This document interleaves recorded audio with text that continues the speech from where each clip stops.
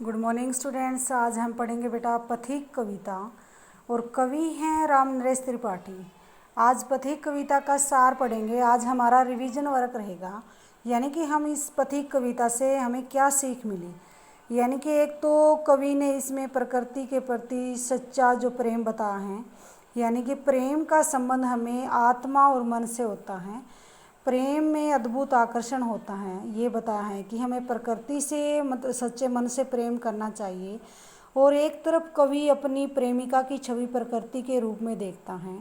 जैसे कवि प्रकृति से प्रेम करता है, उसको सुंदर दिखाई देती है और उसको आनंदमय बना देती है।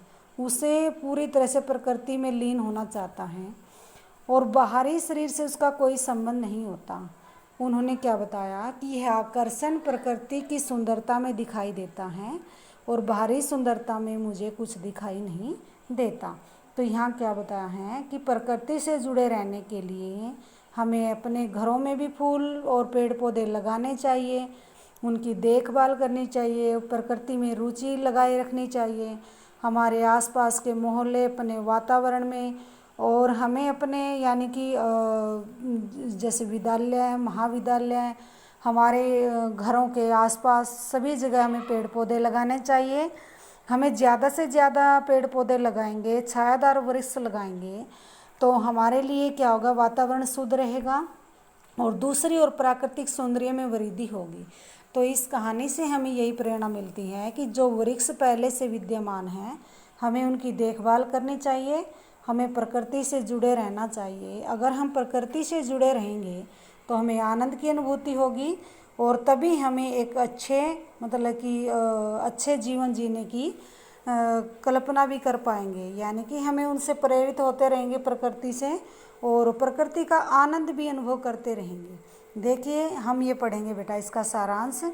कवि के अनुसार प्रकृति के प्रेम की कहानी प्रकृति के विविध रूपों में देखता है। कभी तो वह लहर सागर की लहरों के रूप में, कभी बादलों के रूप में, कभी बाग बगीचों के रूप में, वृक्ष पहाड़ों के रूप में, सूर्य किरणों के रूप में प्रकृति को अनेक प्रकार से प्यार करता है, यानी उनको कई रूपों में प्रेम करता है। देखिए पथिक कविता में दुनिया के दुखों से विरक्त काव्य नायक पथिक की प्रकृति के सौंदर्य पर मुग्ध होकर वहीं बसने की इच्छा का वर्णन किया है।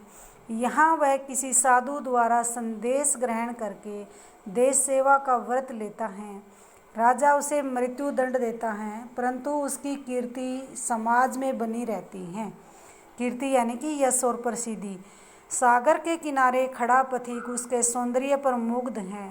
प्रकृति के इस अद्भुत सौंदर्य को वह मधुर मनोहर प्रेम कहानी की तरह पाना चाहता है। यानी कि जो पथिक है, राहगीर है, समुद्र सागर के किनारे खड़ा हुआ है और प्रकृति को निहार रहा है और उस प्रकृति में ही अपनी प्रेमिका की छवि दिखाई दे रही है जो उसे दूर दूर तक ले जाती है।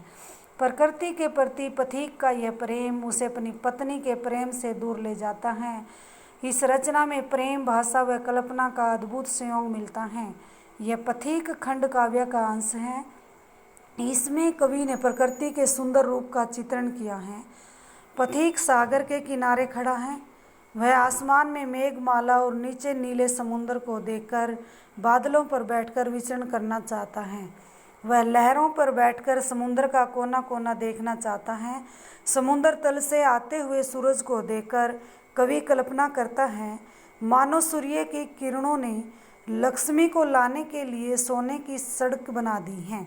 यानी कि जब सूर्य की किरणें समुद्र पर गिरती हैं तो कवि को वो सोने की किरणें लगती हैं। वह सागर की मजबूत भयहीन धीर गर्जनाओं पर मुग्ध है तथा असीम आनंद पाता है। चंद्रमा के उदय के बाद आकाश में तारे छिटक जाते हैं और कवि उस सौंदर्य पर मुग्ध है। चंद्रमा की रोशनी से वृक्ष अलंकृत हो जाते हैं। अलंकृत यानी कि सुशोभित, सुंदर लगते हैं। पक्षी चहक उठते हैं, फूल महक उठते हैं तथा बादल बरसने लगते हैं। पथिक भी भावुक होकर आंसू बहाने लगता है। पथिक लहर और समुद्र तट, पत्ते, वृक्ष, पहाड़ आदि सब को पाकर सुख व आनंद का जीवन जीना चाहता है। तो क्या बता कवि ने, सागर की लहरों से जो उत्पन्न गर्जन से कवि का जो हृदय उत्साह से भर जाता है और कवि प्रकृति के सौंदर्य को देखकर इतना प्रभावित होता है कि उसकी आंखों से नीर बहने लगता है। तो इसलिए कवि अपनी प्रेमिका के प्यार में सागर का कोना कोना झोंक आए। कहने का क्या भावार्थ है, कवि के मन में जो कामना उत्पन्न हुई है वह सागर की महिमा का दर्शन कर आई है। धन्यवाद बेटा।